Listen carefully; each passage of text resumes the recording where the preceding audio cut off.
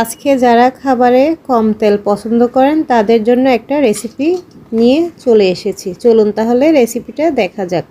এখানে আমি মসুরের ডাল ধুয়ে নিয়েছি, এর মধ্যে কেটে রাখা কাঁকরোলগুলো দিয়ে দিচ্ছি। ধুয়ে রাখা চিংড়ি শুটকিগুলো দিয়ে দিব। হলুদের গুঁড়া, ধনিয়ার গুঁড়া, মরিচের গুঁড়া, স্বাদ মতো লবণ একসাথে দিয়ে দিব। পেঁয়াজ কুচি দিয়ে দিব। এবার ভালো করে মেখে নিব।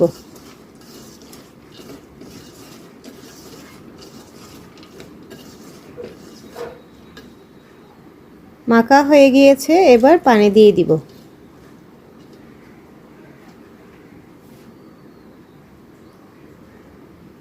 সামান্য পরিমাণ তেল দিয়ে দিব। এখানে আমি সরিষার তেল ইউজ করেছি। ঢেকে রান্না করে নেব।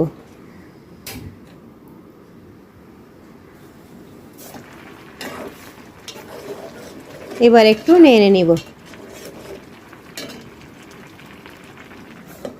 আবার ঢেকে রান্না করে নিব।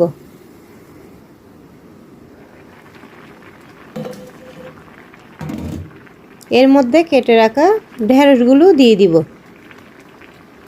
ঢেঁড়সগুলো আমি প্রথমে দিইনি, কারণ বেশি সিদ্ধ হয়ে যাবে তার জন্য। এখন হালকা করে নেড়ে নিব।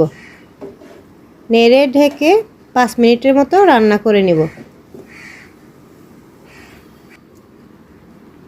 5 মিনিট পর ধনেপাতা কুচি দিয়ে দিব। আর একটু নেড়ে 2 মিনিটের মতো রান্না করে নিব।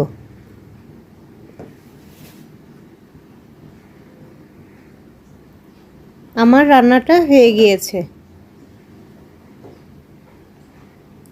এভাবে যারা কম তেলে রান্না পছন্দ করেন তারা চাইলে আমার এই রেসিপিটা ফলো করতে পারেন। আচ্ছা ফ্রেন্ড, সবাই ভালো থাকবেন। আসসালামু আলাইকুম।